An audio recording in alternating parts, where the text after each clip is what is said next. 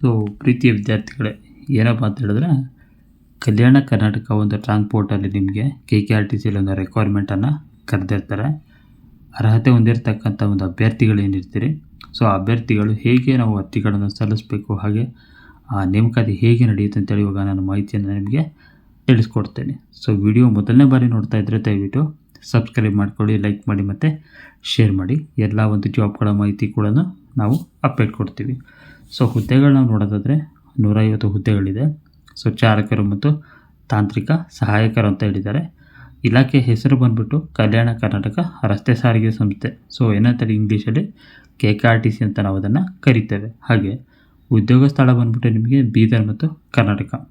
ಹಾಗೆ ಅಪ್ಲಿಕೇಶನ್ ನೀವು ಯಾವ ರೀತಿ ಹಾಕಬೇಕು ಅಂತ ನಾವು ನೋಡೋದಾದರೆ, ಸೊ ಆನ್ಲೈನ್ ಮೋಡಲ್ಲಿ ನೀವು ಅಪ್ಲಿಕೇಶನ್ಗಳನ್ನು ಹಾಕೋಬೇಕಾಗುತ್ತೆ. ಹಾಗೆ ಎಷ್ಟು ಹುದ್ದೆಗಳಿದ್ದಾವೆ, ಜಾಬ್ ಇದ್ದಾವೆ ಅಂತ ನಾವು ನೋಡಿದ್ರೆ, ಡ್ರೈವರು ಚಾಲಕರು, ಕನ್ನಡದಲ್ಲಿ ಚಾಲಕರು ಅಂತಾರೆ, ಇಂಗ್ಲೀಷಲ್ಲಿ ಡ್ರೈವರ್ ಅಂತಾರೆ, 100 ಹುದ್ದೆಗಳಿದೆ. ಹಾಗೆ ತಾಂತ್ರಿಕ ಸಹಾಯಕರ ಬಂದುಬಿಟ್ಟು 50 ಇದೆ. ಟೋಟಲ್ ಆಗಿ 150 ಹುದ್ದೆಗಳಲ್ಲಿ ಅವಕಾಶವನ್ನು ಕೊಟ್ಟಿರ್ತಾರೆ.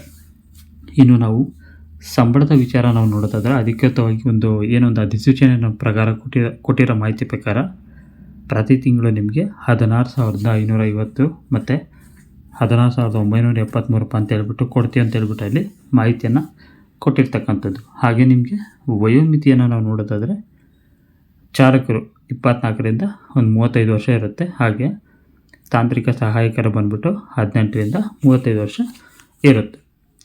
ಸೊ ವಯೋಮಿತಿ ಒಂದು ಸ್ವಲ್ಪ ಸಡಿಲಿಕೆ ಮಾಡ್ತಾರೆ. SC ST ಕ್ಯಾಟಗರಿ ಒಂದು ಅಭ್ಯರ್ಥಿಗಳಿಗೆ ಒಂದು 5 ವರ್ಷ ವೇರಿಯೇಷನ್ಸ್ ಇರಬಹುದು. ಹಾಗೆ ಕ್ಯಾಟಗರಿ 2A 2B ಮತ್ತು 3A 3B ಅಭ್ಯರ್ಥಿಗಳಿಗೆ 3 ವರ್ಷ ಸಡಿಲಿಕೆ ಕೂಡ ಅಲ್ಲಿ ಕೊಟ್ಟಿರ್ತಾರೆ. ಇನ್ನು ನಾವು ಅರ್ಹತೆ ನೋಡೋದಾದರೆ, ಚಾಲಕರು ಬಂದ್ಬಿಟ್ಟು 10ನೇ ತರಗತಿ ಅಂದರೆ SSLC ಪಾಸ್ ಆಗಿರಬೇಕು. ತಾಂತ್ರಿಕ ಸಹಾಯಕರ ಬಂದ್ಬಿಟ್ಟು 10ನೇ ತರಗತಿ ಅಥವಾ ITI ITC ಮತ್ತು NACಯನ್ನು ಕಂಪ್ಲೀಟ್ ಮಾಡಿದರೆ ಸಾಕು. ಹಾಗೆ ಆಯ್ಕೆ ಹೇಗೆ ನಡೆಯುತ್ತೆ ಅಂತ ನಾವು ನೋಡೋದಾದರೆ, ಮೆರಿಟ್ ಒಂದು ಪಟ್ಟಿ ಏನಿರುತ್ತೆ, ವ್ಯಾಪಾರ ಪರೀಕ್ಷೆ ಮತ್ತು ಸಂದರ್ಶನ ಕೂಡ ನಿಮಗೆ ಅಲ್ಲಿ ಅವೈಲೇಬಲ್ ಇರುತ್ತೆ. ಹಾಗೆ ಅಲ್ಲಿ ಇನ್ನೊಂದು ಕೊಟ್ಟಿರ್ತಕ್ಕಂಥದ್ದು ಏನಪ್ಪ ಅಂತ ಹೇಳಿದ್ರೆ, ವಾಕಿನ್ ಇಂಟರ್ವ್ಯೂ ಕೂಡ ಹಾಜರಾಗಬೇಕು. ಅಂದರೆ ನೀವು ಹೋಗ್ಬಿಟ್ಟು ಅಲ್ಲಿ ಡೈರೆಕ್ಟಾಗಿ ಹಾಜರಾಗಬೇಕು. ಎಲ್ಲಿ ಇಂಟರ್ವ್ಯೂ ಇರುತ್ತೆ ಅಂತ ಹೇಳಿದ್ರೆ, ಕಲ್ಯಾಣ ಕರ್ನಾಟಕ ರಸ್ತೆ ಸಾರಿಗೆ ಆ ಒಂದು ನಿಗಮದ ವಿಭಾಗ ಏನಿರುತ್ತೆ, ಕಚೇರಿ ಏನಿರುತ್ತೆ, ಅಲ್ಲಿ ಹೋಗ್ಬಿಟ್ಟು ಬೀದರಲ್ಲಿ ನೀವು ಅಟೆಂಡನ್ನು ಮಾಡಬೇಕಾಗುತ್ತೆ.